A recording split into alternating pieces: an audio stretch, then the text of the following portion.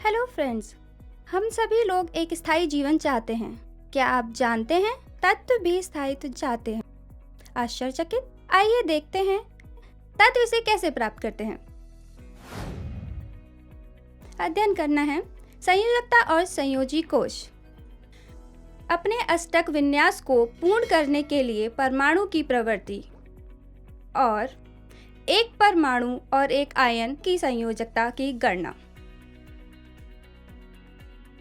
Niels Bohr के अनुसार एक परमाणु में इलेक्ट्रॉन नाभिक के चारों ओर व्यवस्थित होते हैं, जिन्हें ऊर्जा स्तर, कक्षा या कोश कहते हैं। इन कक्षाओं को अक्षरों से दर्शाते हैं, जैसे K, L, M या संख्या 1, 2, 3 और आगे भी ऐसे ही। बाह्यतम कोश में उपस्थित इलेक्ट्रॉनों की संख्या को संयोजी इलेक्ट्रॉन और बाह्यतम कोश को संयोजी कोश कहते हैं। वे तत्व जिनका बाह्यतम कोश पूर्ण होता है, जिनमें 8 इलेक्ट्रॉन होते हैं, अष्टक विन्यास दर्शाते हैं। ऐसे तत्व दूसरे तत्वों के साथ आसानी से संयोजित नहीं होते, अतः बहुत कम क्रियाशीलता दर्शाते हैं। अतः इनकी संयोजन क्षमता 0 होती है।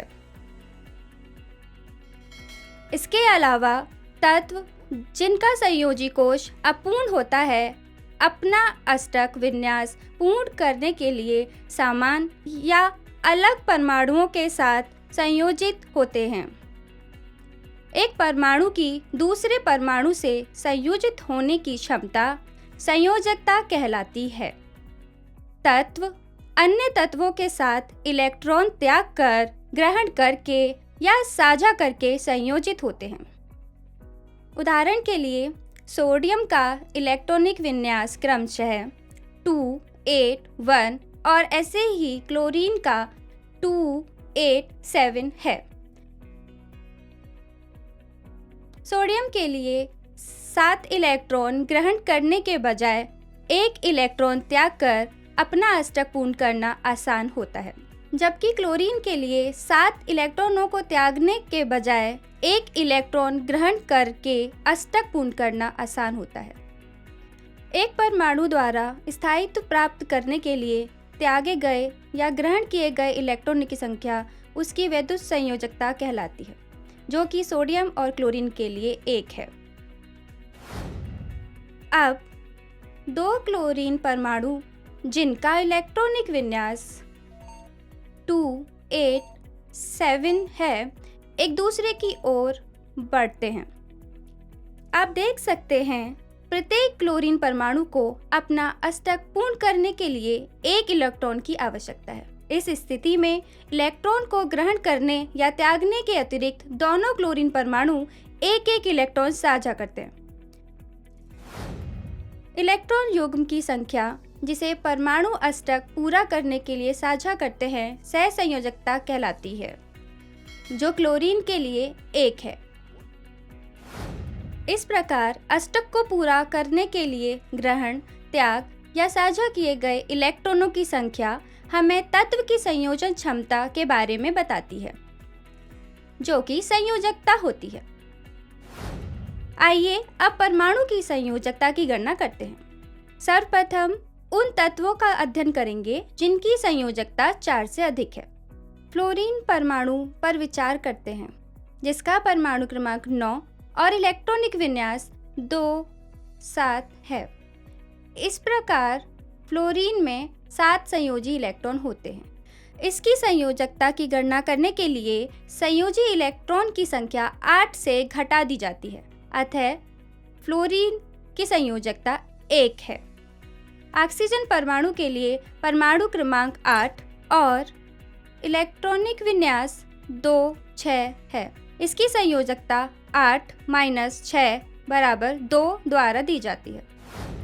अब हम उन परमाणुओं का अध्ययन करेंगे जिनमें 5 से कम संयोजी इलेक्ट्रॉन होते हैं। सोडियम परमाणु पर विचार करते हैं, जिसका परमाणु क्रमांक 11 और इलेक्ट्रॉनिक विन्यास 2, 8, 1 है। अतः सोडियम के पास एक संयोजी इलेक्ट्रॉन है। ऐसे परमाणु की संयोजकता संयोजी इलेक्ट्रॉनों के बराबर होती है। इस प्रकार सोडियम की संयोजकता 1 है।